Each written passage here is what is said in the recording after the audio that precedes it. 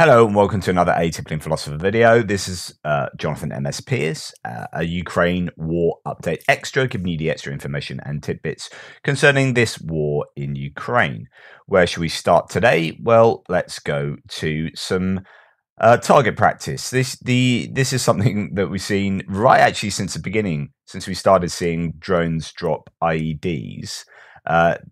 We've seen Ukrainians particularly try and get them through hatches in cars and through hatches in IFVs and APCs and whatnot. This is a particularly good hit because it happens just as the car is moving backwards. So we see the IED get dropped and the car moves backwards. And it goes through the sunroof of the car due to the fact it was marginally moving backwards. So, of course, you know, we shouldn't laugh or be happy. That's almost certainly, well, the death or the incapacitation of a human being. But I wonder if they try and do that as if that they set themselves little goals. Before we go, let's have that one a little bit later, actually. So let's go to our next port of call, which is oil prices.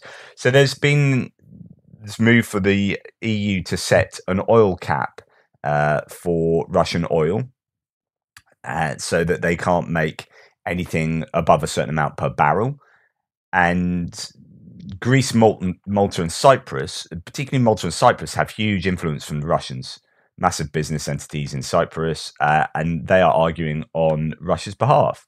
And they are arguing that prices should be $60 to $70 a barrel, which would make them, you know, that's broadly the kind of profit they're getting at the moment on their barrels. So that won't affect them too much. Well, apparently, you know, the oil has absolutely slumped to $30 a barrel. So, you know, that's pretty much where it should be capped. And that would send Russia into financial crisis if it, which, you know, what's the intention here?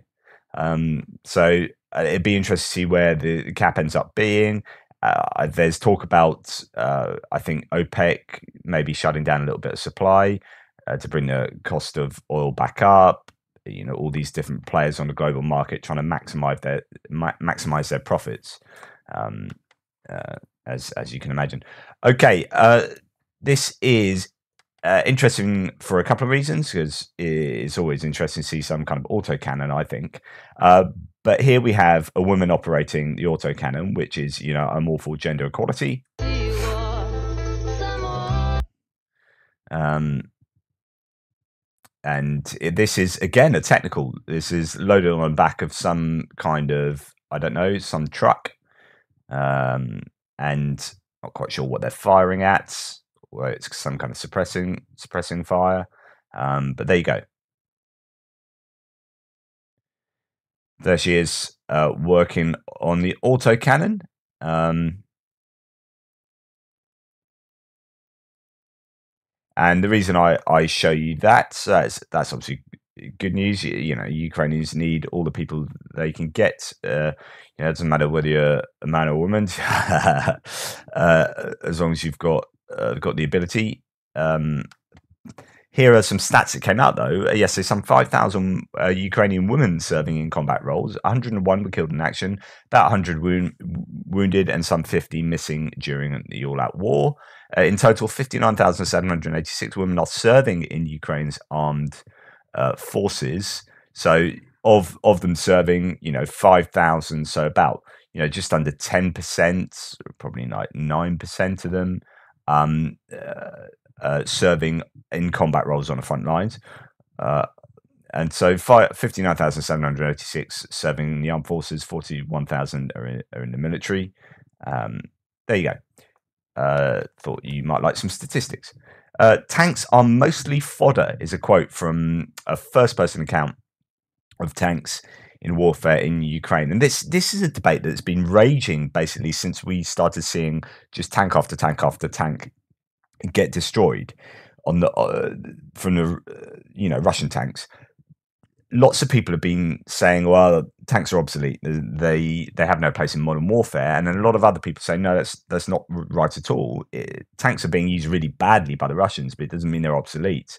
It just means that the Russians aren't doing a very good job of using their weapons effectively. Quite often we say with tanks, you should have infantry to support them to take out people who are going to pop out the woods with ATGMs and whatnot. You need to protect on the ground. You need to protect your mechanized equipment in the same way that they can protect you as being heavy armor, so you can sort of run behind them for cover, and you work together. But quite often we saw, particularly at the beginning of the war, just Russian tanks going into conflict with no support around them, no air support, no ground support. And so they end up just being sitting targets, and they get picked off and blown up, and they were getting blown up way too easily. And so this is when people are saying, well, tanks are useless. Well, this is Ukraine Volunteer. He often comes out with some interesting first-person takes. This is about here, Russian tanks are mostly fodder. Got caught on the southern side of a Russian push and had to move back a bit to keep from getting run over by what I can best describe as a mad dash into oblivion. These guys were already cut off in front and on two sides, so they did not fare well. What is happening now is they are so carefully trapped by people like us. We do not do this very well here, and we did not do this very well here. And many drones, so artillery can track them, pummel their front and cut off their escape routes. Plus, Western intel assets see their movements and formations, if not in real time, then pretty quickly. And they can transmit that quickly enough to mount a response. That is also a thing here, the speed of intel to frontline troops. That's an interesting observation straight away. So I haven't seen any, but I've heard there's lots of pretty nasty video in circulation from the Bakhmut area of Russians meeting an untimely end. Word has it that a lot of them, including mobilized, have been chewed up while attacking well-defended Ukrainian positions. It was a meat grinder when I was there, but seems to be getting worse. So obviously this guy's rotated out of there. Same deal here. Keep hammering away to keep the front pushed west, but it is a huge effort in trading cold meat for no gain and really no chance of success. Brutal. Putin made a show of meeting with Russian mothers recently, and it turns out that the mothers were almost all prominent pro-Putin government public figures. I'm pretty sure he doesn't give a flying fig about the people dying for him in Ukraine. Absolutely 100%.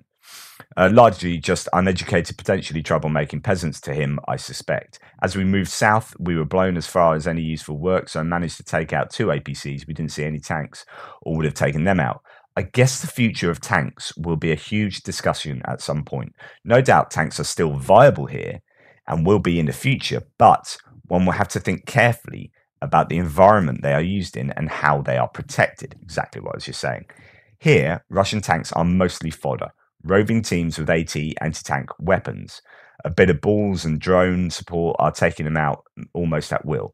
Obviously, if the Russians had infantry support with their armor, it would be more difficult, but the result would be the same, which is entirely what I was just saying. Tanks are the sexy kill, but considering how ineffectively the Russians use them, they are maybe not the most important target. APCs and supply trucks likely have more long-term impact. Any kind of launch system is prime target. That's a really interesting observation, and one that I would intuitively agree with. As far as the future of warfare and tanks, I'm obviously no expert at all that. What I can say in this specific environment, I'd much rather be in a roving hunter-killer team than in the tanks we face. Our odds are much better. Tanks are more than wheeled vehicles are noisy and leave a very obvious trail. The drones can see, follow, and pinpoint. They cannot hide from their history. This also holds true for Ukrainian tanks, but the major difference is the unit-level use of drones by the Ukrainians. If our drones find your tracks, we will find your tank and we will kill it. Obviously, there are limitations there for flight endurance and range, but that is more an annoyance than a deal killer. That's a really interesting observation, because people like war in Ukraine often lament how poor the Ukrainian drones are in comparison to the Russian, how they have embedded in their companies Orlan 10 or Orlan 30s that are really cheap and cheerful, but have exceptional range, don't conk out in the cold, and are particularly well used. And the Ukrainians don't really have an equivalent. They get a lot of off-the-shelf drones, commercial off-the-shelf drones. These are called COTS drones. That are usually electric, and so they work on batteries. They don't work so well in the cold, and their range is pitiful compared to the Orlan. But this guy's saying, yeah, that's an annoyance, but it's not a deal killer. I mean, I assume that they just got so many of them, it's not so much of a problem. Or there are always these, hear about different organizations or crowdfunding projects for drones for the frontline troops. Tanks try to hide in a forest, tend to keep their engines running for quick escape, and it is cold, which creates a thermal balloon that is obvious as a dog's knackers. I'm not in a position to damn armor for future wars, but I am in a position to see how they work and don't work in this war, at least in my limited AO. Air here is now highly contested, and so on and so forth. Anyway, I thought that was a really interesting observation of someone on the front line who is casting his opinion on tanks, particularly Russian tanks. So just to let you know, Ukraine volunteer transcripts introduction. The following are a series of social media interactions with an American serving in a volunteer unpaid capacity on the front line of Ukraine. I've never met him, but we have conversed on social media for probably 5 or more years. In late February, it became clear he intended to travel to Ukraine. And then, so this guy is then taking down his transcripts from sort of social media interactions with him and possibly phone interactions to put them as a blog. So that's a really interesting source. I don't actually read it nearly enough, but whenever I do, there's always good stuff. Okay, this is Severodonetsk. If you remember, back some months ago, it was all about Severodonetsk. Goodness me, it feels like a lifetime ago now, doesn't it?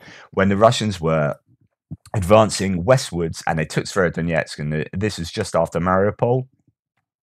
And the Ukrainians were holding on, trying to bleed the Russians for every single meter. Some people are saying they should have got out and done a much quicker operational withdrawal. They did a fairly decent job of getting out of there. I guess they did lose some equipment. There were some people holed up in a factory for some time, very reminiscent of Mariupol. Anyway, footage is coming out now of Severodonetsk, and this is, Severodonetsk. Now, Russia just razed the city to ashes and called this liberation. It appears to be their MO.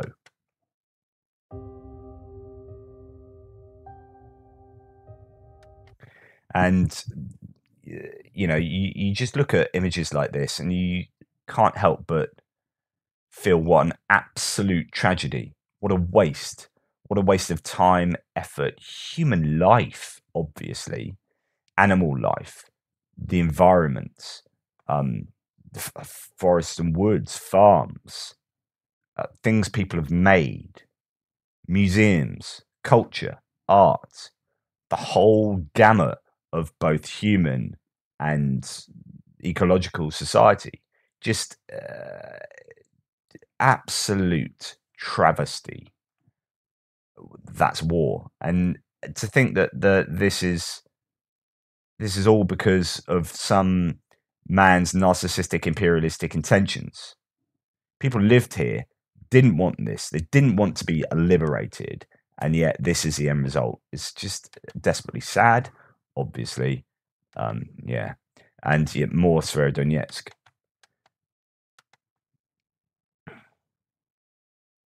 There you go, just burnt out buildings. Yeah, horrible. And Bakhmut is not that different to this. Obviously, with the Ukrainians being in Bakhmut now, they'll be able to utilize those buildings for defensive capabilities, and that makes urban warfare is a very expensive thing to carry out in terms of troop lives. So that's why Russia will want to encircle rather than frontally attack Bakhmut.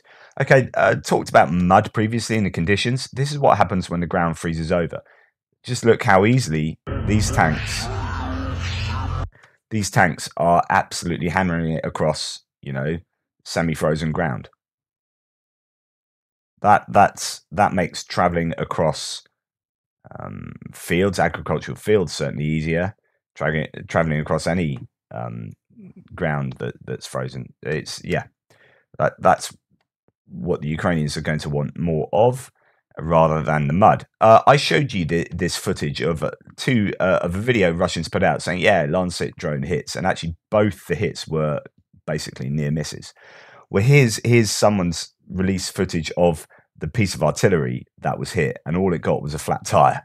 So this is, the Russians going, yay, our Lancets are doing a good job. Here it is hitting a Ukrainian howitzer.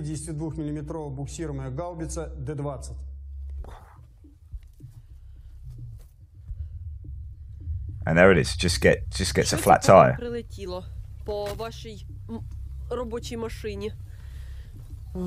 Безпілотник камікадзе, швидше за все ланцет. Як бачимо, 4 крила від нього. Да, що там? Уламки валяються. Still debris. So sorry for those listening. He said, she asked what happened, what went into your machine. It said, looks like it's a Lancet drone, 4 bits of wing, pieces of armature, come from the device, fragments. It's like shrapnel, pieces of reinforcement. All alive, all right? Yes, thank God, everyone is alive, healthy, whole. Basically, change a wheel and it will work. They have not done much damage to us. So there you go. So Lancet drone takes out a wheel, and that would have been, they would be kicking themselves, the Russians, because that's a wasted opportunity. I cannot verify the the reliability of this, but this is sent by actually one of my viewers, so thank you for that, Ben Smith. So we can confirm, says the Georgian Legion. So this is coming from the Georgian Legion themselves. So these are Georgians fighting on for, I believe, the Ukrainians. We can confirm regular Mobics are so mad at officers and Kadyrovites, so people Chechen command, who are staying far from action. They are selling either coordinates off command centers or confirmation whether our hits have been successful. So this is a claim that people on the front line who have got no food, not enough equipment, are thinking, well, they are so disenfranchised and so disenchanted with this whole war that they're selling the coordinates of their Russian command to the Ukrainians and other information. And then he's then pulling on this other source that says, that has some video here, that says, while Kadyrovites have full stomachs and Mobics are starved, no wonder coordinates are sold for food. Serpukov. So these are mobilized troops I told you about. There's a video the other day that came out then showing how unhappy they were. And apparently they got taken back and are being done for being deserters. But they're saying, we're not deserters. Just put us behind the line, second or third line of defense, but don't put us on the front line. We've had no training and we've got no equipment type thing. But the Serpukov Mobics show their food, their commander was hiding from them. Which is, imagine coming along and seeing this. You're saying, right, we've got no food, and then going into this sort of room or warehouse or whatever. Canned foods, candies, water, I don't know. A heap of everything, they say. I'm just reading out the subtitles. Don't even know. I'll now climb to have a look. So he's climbing over heaps of packaged food, cardboard boxes. Just food upon food upon food. Sushki, potatoes, biscuits eaten by mice. So, rather than getting to the troops, they're just letting them be eaten by mice. Juices, none of that is brought to us. Condensed milk, look, toilet tissues under the feet. Condensed milk in proper bottles. Come here, look here, various pâtés. Come here, look, juices, boxes of oil. Here's another one, pâtés, effing on the floor, scattered around, so on and so forth. So you can see why these guys are annoyed, because they have been having to put up with, being underfed and underprotected, undercared for, forgotten in many instances, while their command is siphoning off food and supplies that's supposed to be for them. Final thing I'm going to say then, Mick Ryan. It's a big old thread from Mick Ryan. He's a retired Australian general, well worth following on Twitter. You see him quite a lot across the news as well. In the wake of the Ukrainian victory in Western Kherson and in the midst of Russia's ongoing terror bombing campaign against Ukrainian civil infrastructure, we should look at the man in charge of Russia's campaign, the thread on General Surovikin. Caveat, this thread is not about admiring an enemy military commander who has previously demonstrated brutality towards Syrian civilians, his own soldiers, and now against Ukrainians. It's designed to provide insights into how to defeat him.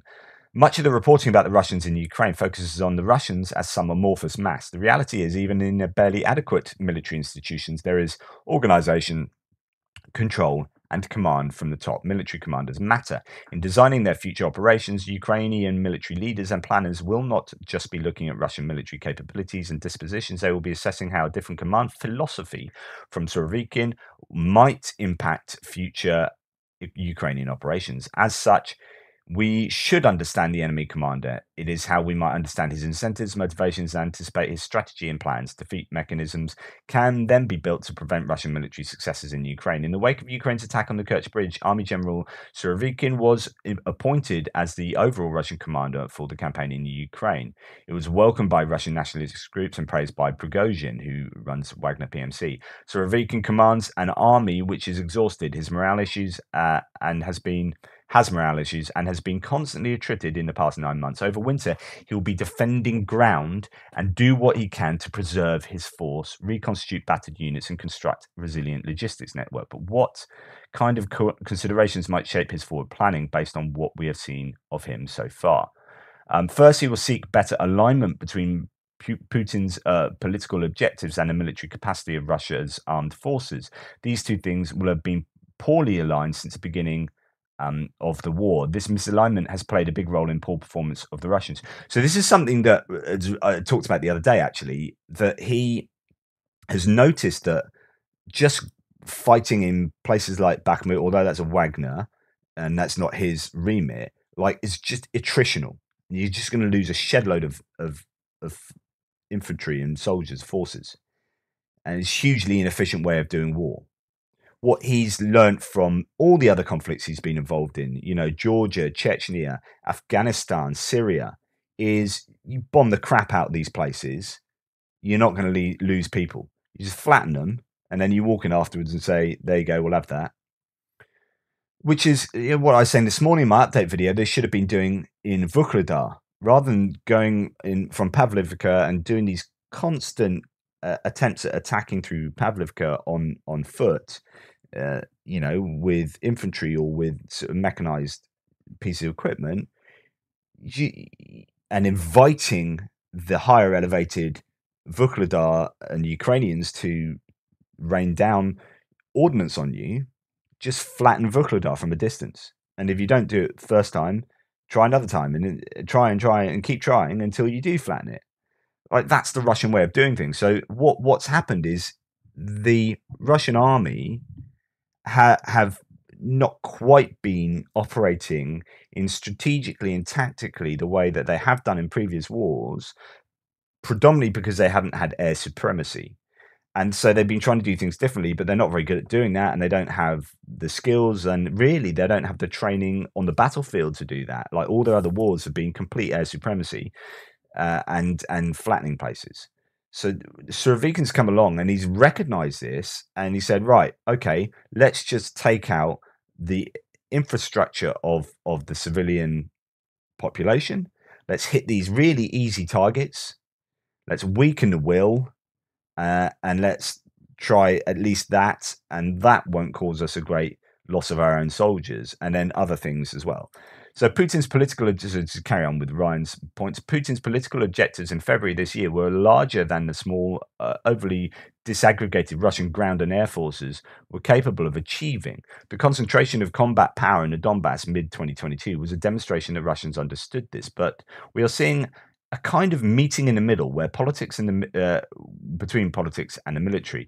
Politically, Russia is mobilizing people and industry to provide a greater military capacity for Ukrainian military operations, and militarily, Surovikin has tailored operations in the short term, including the Kherson withdrawal, to account for his current force size and weaknesses. So he's recognized that holding on to Kherson, the other side of the Dnipro, was never going to be easy and would have attrited his forces there um, over a long period. So he needed to suck it up, get the forces out of there, get the equipment out there, do a bit of deception, hiding behind civilians in a civilian evacuation. And he did a successful operational withdrawal, like recognizing his own weaknesses. However, moving forward, he will be expected to conduct offensive operations with his enhanced military capability. Sorry.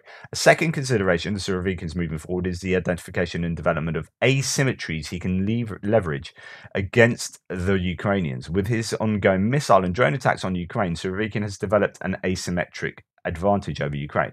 So asymmetric means obviously, there is no symmetry between the two sides in a given area.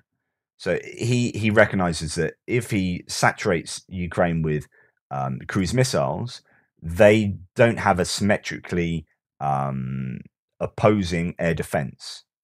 So they cannot take out all of those cruise missiles and ballistic missiles and drones. And so he has an advantage there. And if he can keep doing that, the problem is, do they have enough missiles to keep doing that? But if he keeps sending over these saturation attacks, then that competitive advantage, if you like, will create a greater sort of strategic advantage for Russia. Lawrence Friedman has noted that the Ukrainians cannot do the same against the Russians in terms of targeting infrastructure. The Ukrainians are winning on the battlefield, but they cannot hit back against the Russians on that strategic level. I've talked about that myself before, how they can't hit the infrastructure of the Russians. They try and do it a little bit in Belgorod, but they don't have the long-range missiles. They don't really want to go too far into hitting Russia inland, because that will then get the Russian population fully behind Putin. So where else might Surovikin look for asymmetries? One area is air operations. This is an understudy part of the war that is covered in this excellent Royal United Services report, which I read to you the executive summary, talked to you about what Justin Bronk was saying about that. So go and check my previous videos or jog your memory. It notes, quote, thanks to its failure to destroy Ukraine's mobile SAMs, surface-to-air missile systems, Russia remains unable to effectively employ potentially heavy and efficient aerial firepower of its fixed-wing bomber and multi-role fighters to bombard Ukrainian strategic targets and frontline positions, end quote. And, quote, if Ukrainian surface-to-air missiles are not resupplied with ammunition and ultimately augmented and replaced with Western equivalents over time, the VKS, that's the Russian air services, will regain the ability to pose a major threat. End quote. The development of air superiority may be an area of focus for Surovikin. So can he somehow do seed operations, suppression of enemy air defense operations, to degrade the Ukrainian air defenses so that he can eventually, after 9 months, get some semblance, or more, 12 months, some semblance of air superiority, because that's where they're lacking, and he needs that asymmetry. The NATO or the US would never go into, they never would have gone into Afghanistan and Iraq in the way that they did without assuring that they had the asymmetry of a huge air superiority over the Iraqis, and that allows you to support your troops in a combined arms offensive. Third, he may use a large mobilized force to generate concentrations of troops for tactical or operational breakthroughs in 2023. This won't be easy. Individual training is poor, and it's bad foundation for the more difficult unit collective training. With an extensive meshed sensor network, the Ukrainians have the ability to detect and attack such concentrations at long range. Therefore, the importance of developing a decisive advantage in the air to degrade Ukrainian long-range strike is brought to the fore. In other words, HIMARS are doing this damage to Russian logistics. They should be able to be taken out by air attacks, but the Russian jets can't get behind Ukrainian lines to attack these HIMARS because the air defense is still operational. So they will simply lose their fixed wing planes if they do these sorties behind enemy territory into the to attack these air defenses. But with the possibility of more mobilizations and incentives for increased industrial output from the Russians, a shift from the Russian piecemeal attacks we've seen so far may be an option that Surovikin considers, but not in the short term. A final area of change for Surovikin might be command and control, C2. He will want to improve the integration of combined arms on the ground as well as air-land integration. These have been weaknesses for the Russians, but will not be easy to fix. So that's just what I was talking about, the idea of combining your air with your artillery, with your infantry, in order to have a cohesive offensive setup.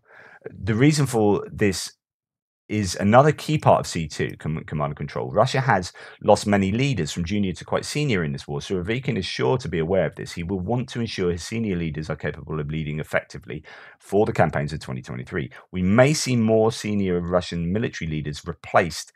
At the same time, Surovikin is sure to be placing demands on a Russian force generation system for junior leaders. This will be hard given the challenges facing their training system. Despite Surovikin's brutal background, so he's known as a butcher of Syria because he did all of these things in Syria, much like he's starting to do now, it is prudent that we understand him better and not underestimate the impact his leadership might have on Russia's operations. Ukrainian successes in 2023 will be partially determined by their ability to outthink the Russian commander. And that's a really useful thread. And you are starting to see Russia, I think, putting pressure on the Ukrainians in a way that they weren't a month ago. And this is because Surovikin is there. So rather than Russia concentrating all up and down the entire line from the north to the south and push, and it becoming just a massive war of attrition, he's gone, right, there's no point being the other side of the river in Kherson. We are going to lose those troops. Those are good troops. Pull them back. Get all that equipment back. So I want those troops and that equipment back. I don't care if it costs us a bunch of newly mobilized troops. He's thinking like super strategically and very practically and in a very utilitarian style, right? So I will happily sacrifice those mobilized troops to get those decent troops back. Right, they're back. Now we can push them up to here and here. These are key areas. So let's push them up to Svatova. We don't want to lose Svatova. And let's push them up to, I don't know, elsewhere along these lines where you're seeing the Kherson troops being pushed. Right, we're going to build defenses all up this whole line from the northern border right down to the southern, to the Black Sea in Kherson. We're going to have defensive lines. We're going to have dragon's teeth, trenches, revetments, entrenchments, all these things. Right, okay. We're going to absolutely hammer the Ukrainian energy infrastructure to destroy the will of the people and get a refugee crisis. If that happens, then the army is going to be a bit unsettled, and they won't be able to pull on large amounts of population because they'll be in flux, and this will cause like chaos and stuff behind the lines. And we're going to do what we can do to improve our air scenario. So we're going to have to, I assume they're going to be concentrating on taking out air defense systems in seed operations that just haven't happened effectively for the last 9 months. Those are the sort of things that Surovikin is no doubt going to be concentrating on to find those asymmetries. And once he's found an asymmetry, you hammer it. This is why I was saying about these cruise missile attacks, like they need to be happening on consecutive days, because once they find that advantage, they need to hammer. But they've been unable to do that. My argument is because they just don't have the missiles to hand at any one time. But there you go. Those are my thoughts. And before you say, don't say all this stuff because Russia could get hold of this. You're telling Russia how to get advantage and win this war. They're going to be thinking about this. Surovikin. I'm reflecting. I'm clearly the Russian army are going to be listening to me, and I may well be wrong. But this is all out there. This is just what happens when you think about this stuff. And I think there's something about the state of affairs at the moment that leads me to think that because sometimes I think Russia are on their last legs, and there's a tipping point, and if Ukraine just hammered a little bit more, Russia would start crumbling. And then I just look at states of affairs like now and think Russia are on the ascendancy. And actually, if there isn't a complete breakdown in their morale and a crumbling somewhere that might be contagious, then they have quite a good chance, as Surovikin can do all of those things, to actually push Ukraine back, which is why it's all the more important now for NATO and the West and allies to get as much equipment and as much ranged equipment as they can to the Ukrainians. And of course, at some point, the Ukrainians might have to dip into mobilizing their own population to a much larger degree. To try and fight this off. Anyway, that they're just like, I'm thinking out loud a lot here, but I worry that the tide seems to just be turning towards the Russians at the moment. But that's not to say that with a few things in place that tide could quickly turn the other way. So as soon as you get something like ATACMS, like honestly, if Ukraine had ATACMS like 3 weeks ago, the Russians would be in a massively different position. So I think ranged ordnance would make such a difference now, and would be hugely important. So there you go. Anyway, let me know what you think. Please like, subscribe, share. Thanks for all your support. Really appreciate it. There's always Buy Me a Coffee, PayPal. Thanks to those who've done that. I really, really appreciate your support, and YouTube thanks and all that. Also, links to buying my books if you want to. That's also very, very supportive, and I appreciate that. And you can pop along to uasupporter.com/ATP. If you buy any of the stuff from there that shows your support for Ukraine, then you can also, in buying, I get a little bit of commission for my channel, so it's really appreciated. Here are some hoodies for men. Check them out. You can look as cool and as good looking as this guy, or not. Depends on your face, I guess. Anyway, take care. I'll speak to you tomorrow.